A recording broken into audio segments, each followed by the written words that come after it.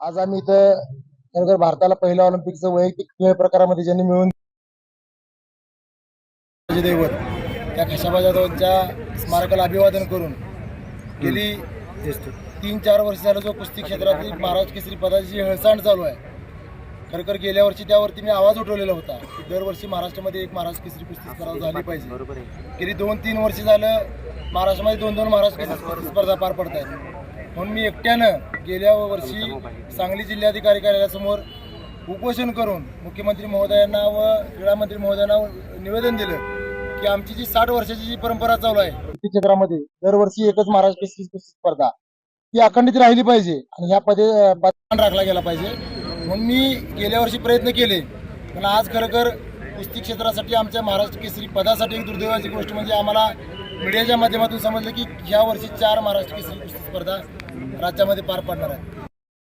त्यामुळं ही जी पदाची हेळसांड चालू आहे ती कुठं थांबली पाहिजे असं संपूर्ण महाराष्ट्रातील महाराष्ट्र केसरीना 40 महाराष्ट्र केसरी 15 हिंद केसरींना वाटलं की ही कुठं थांबलं पाहिजे. म्हणून खरंच सर्वांना आज आम्ही हा आक्रोश मोर्चा काढत आहोत आणि ही कुठं थांबलं पाहिजे. आणि मी आज थोडक्यात तुम्हाला सांगतो, गेल्या वर्षी निवडणुकीचा काळ होता, अनेक निवडणुका पार पडल्या, त्यामुळे 2025च्या महाराष्ट्र केसरी ज्या आहेत त्या 4 महाराष्ट्र केसरी आज 26 मध्ये जानेवारी फेब्रुवारी मार्च मध्ये होत आहेत आणि 2026च्या केसरी परत नोव्हेंबर डिसेंबरला होणार. पुढे जाऊन जर आज विचार केला तर 2026 मध्ये 8 महाराष्ट्र केसरी तयार होणार आहेत महाराष्ट्रामध्ये. त्या पदाला किंमतच राहणार नाही इथून पुढे. त्या काळामध्ये 8 महाराष्ट्र केसरी जर वर्षात तयार होणार. म्हणून आमची प्रमुख मागणी ही आहे की दरवर्षी महाराष्ट्र केसरी एकच स्पर्धा झाली पाहिजे. कारण संघटनेचा जरी वाद असेल तर ह्याचा हस्तक्षेप करून सरकारने ह्याला तोडगा काढला पाहिजे. कारण सरकार ज्या आम्हाला महाराष्ट्र केसरी म्हणून सुविधा मिळत आहेत, मग त्यामध्ये पेन्शन असेल, जमीन असेल, सरकारी नोकरीत आरक्षण असेल, अशा अनेक सुविधा सरकार आम्हाला देते. आज आम्हाला समजणं झालं की कुठला अधिकृत महाराष्ट्र केसरी आणि कुठला अनधिकृत आहे. त्यामुळे उद्याच्या उद्या ह्या गोष्टीवर तोडगा निघाला पाहिजे असं आमच्या सर्व महाराष्ट्र केसरींचं म्हणणं आहे.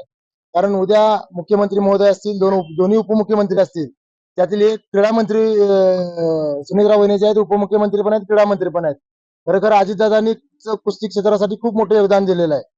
त्यामुळं ह्यावर उद्याच्या उद्या तोडगा निघेल अशी आमची सर्वांची अपेक्षा आहे. म्हणून उद्या आम्ही आझाद मैदानला लाक्षणिक उपोषण करतोय. लाक्षणिक यासाठी म्हणतो की आम्ही लक्ष वेधतोय सरकारचं आणि साकडं आंदोलन करतोय की आमचं म्हणणं तुम्ही ऐकून घ्या.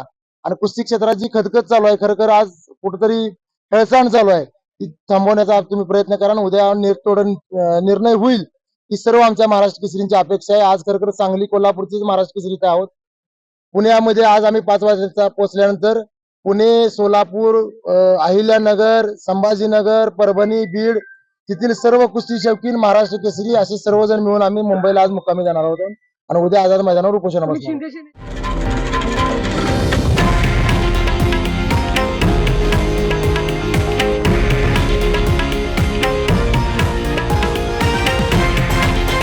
हे आहे देशातील नंबर 1 न्यूज नेटवर्क आणि आपण पाहत आहात TV9 मराठी, एकमेव.